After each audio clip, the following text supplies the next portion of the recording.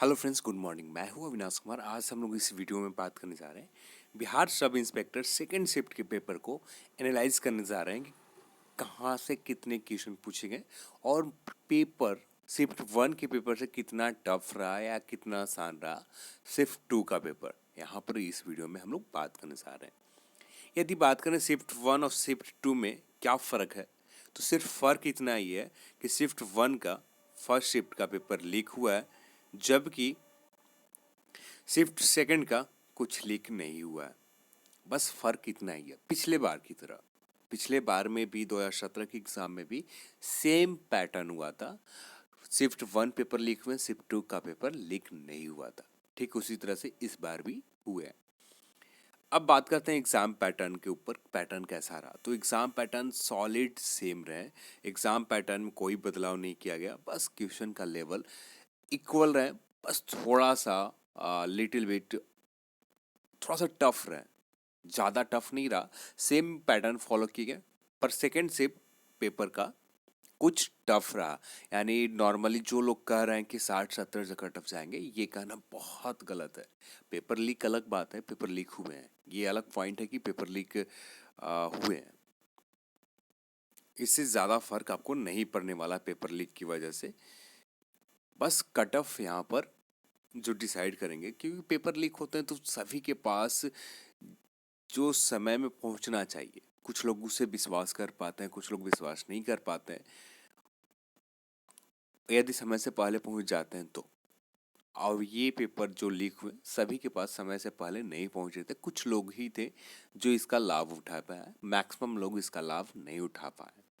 अब बात करते हैं यहाँ पर पैटर्न क्या था एग्जाम में, तो सेम पैटर्न फॉलो किए गए शिफ्ट वन की ही तरह। यहाँ पर भी करंट अफेयर से 30+ प्रश्न थे। साइंस से वही 18-19 के वेरिएशन में फॉलो किए गए, और हिस्ट्री से 14-15 के आसपास प्रश्न पूछे गए। और लेवल सभी का सिमिलर थे, सिर्फ वन की ही तरह थे। पेपर लेवल बहुत अच्छे थे। बस हिस्ट्री का पेपर हम कह सकते हैं, जो मॉडर्न हिस्ट्री के पूछे गए यहाँ पर जितने भी, एक शिफ्ट वन से थोड़ा सा आसान या इक्वल थे।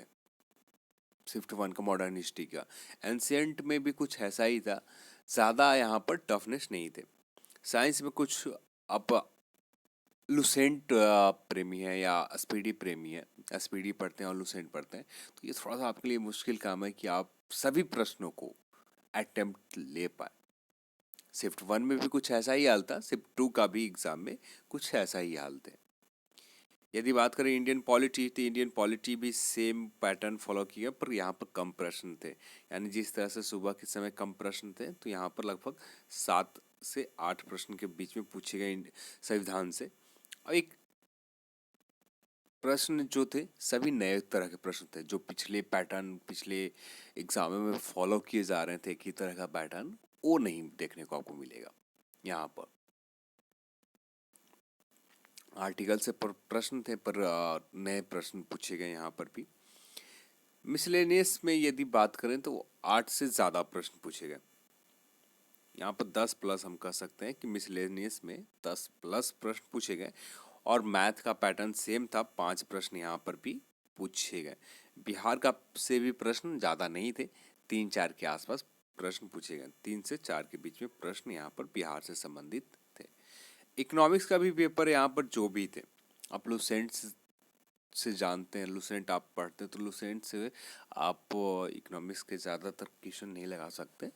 आपको थोड़ा सा अच्छा नॉलेज होना चाहिए इकोनॉमिक्स में, तब जाकर आप सभी प्रश्न जो 4-5 प्रश्न थे और सभी को आप अटेम्प्ट ले पाए। 1-2 प्रश्न आप आसानी से बना सकते थे, जो आपको इजिली वे में हैंडल हो सकते हैं। ओवरऑल कहें तो पेपर टफ थे, टफ टू मॉडरेट हम कह सकते हैं। ओवरऑल पेपर टफ थे। आप इसमें अटेम्प्ट नॉर्मली मैक्सिमम लोगों से आप बात करें, जितने लोगों से बात करते हैं, कुछ एज ऐसे सभी के साथ एक ही जैसा सिचुएशन फॉलो हो रहा है। कुछ ही प्रश्न थे जिसको पूरी तरह से सियोरिटी के साथ बना पा रहे हैं। 30, 45, 40, इतना ही एक प्रश्न की एक लिमिटेशन आ रहा है, जो पूरी तरह से 100% श्योर मैं बना रहा हूँ या कोई भी बना रहा है। उसके बाद जो भी बन रहे हैं, जो 50% तुक्का पर बन रहे हैं, यानी कुछ जो श्योर नहीं है फिर भी वो तुक्का पर बन रहे हैं, और उस तरह के प्रश्न जिस चांसेस जो रहते हैं 5 में से 2 सही, उसी टाइप से सभी का प्रश्न बन रहा है। मैक्सिमम प्रश्न लोगों ने इसी तरह से डील किया और फाइनली जो आएंगे स्कोर आप समझ ही सकते हैं। अब जो लोग आपके सामने कट ऑफ के ऊपर हाई रख रहे हैं, तो अब आपको सोचना है कि आप किस ओर जाना चाहते हैं। कट ऑफ हाई की ओर, तो आप कट ऑफ हाई की ओर जाएंगे तो पेपर 2 की तैयारी, आप शिफ्ट मेंस एग्जाम की तैयारी आप नहीं कर पाएंगे। पर आप नॉर्मल कट ऑफ के मानते हैं कि नॉर्मल कट ऑफ रहेंगे। ठीक उसी तरह से बिहार एसआई 2017 में भी लोग कह रहे हैं कि 65-67 जाएंगे। कट ऑफ कितने गए? 103 गए, यानी 51% के समथिंग गए थे 1717 पोस्ट में। उस समय का पेपर इससे आसान थे जो अभी के पेपर थे, तब जाकर 51% के आसपास कट ऑफ गए। पेपर लीक उस समय भी हुए और इससे ज़्यादा लीक हुए थे। इस बार तो सभी के पास एग्जैक्ट समय से पहले नहीं मिल पाए। कुछ लोग ही हैं कि जिनको ये पेपर लीक की वजह से कुछ लाभ मिल पाया, बाकी सभी को नहीं मिल पाया। तो यहाँ पर भी आप कह सकते हैं कट ऑफ ज़्यादा नहीं रहने वाले। पिछले साल 2017 के ही अकॉर्डिंग कम रहेंगे, या मैथ की वजह से, मैथ में जो 5 प्रश्न पूछे गए तो मैथ की वजह से 2-3 प्रश्न ज़्यादा जा सकते हैं। तो मैं आपको 53 से 55 के बीच में मानता हूँ कि इतने के बीच में कट ऑफ रहेंगे जनरल की। और फीमेल की बात करें तो किसी और वीडियो में हम लोग बात करें अच्छे से कट ऑफ के ऊपर, बट नॉर्मली बता देते हैं। फीमेल के ऊपर बात करें, आप 47 से लेकर 51 के बीच में आप सही कर पा रहे हैं तो एक बहुत बेहतरीन अटेम्प्ट है। इस तरह का पेपर को बनाने में जो पेपर का लेवल है, पेपर को लेवल देखने के बाद इस तरह के पेपर के लेवल को बनाने में एक बहुत कठिन काम है कि आप सभी प्रश्न को अटेम्प्ट ले पाए। आप 50% प्रश्न ही ऐसे हैं जो आप अटेम्प्ट ले सकते हैं। बस नेगेटिव मार्किंग यहाँ पर कम थे, तब जाकर लोगों ने 100 में 100 प्रश्न को अटेम्प्ट लेने की कोशिश किया। यदि नेगेटिव मार्किंग यही ज़्यादा होते, 1/3 होता, तब मैक्सिमम लोग 45-50 के आसपास ही बनाकर बैठ जाते। 55 से ज़्यादा नहीं जा पाते। कुछ ही ऐसे लोग होंगे जो 60 के आसपास अटेम्प्ट लिए होंगे, नहीं तो मैक्सिमम लोग इसी के नीचे रह जाते हैं जो लोगों से रिव्यू लिया सेकंड शिफ्ट का।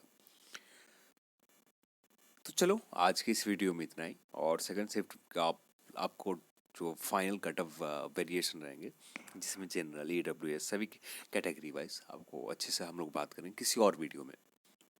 जो आपको वीडियो मिलेगा, उम्मीद कर सकते हैं आपको 4 या 5 को आपको उस पर कट ऑफ के ऊपर वीडियो मिल जाएंगे। तो आज की इस वीडियो में इतना ही। इस वीडियो को देखने के लिए आप सभी को बहुत बहुत धन्यवाद। जय हिंद, जय भारत।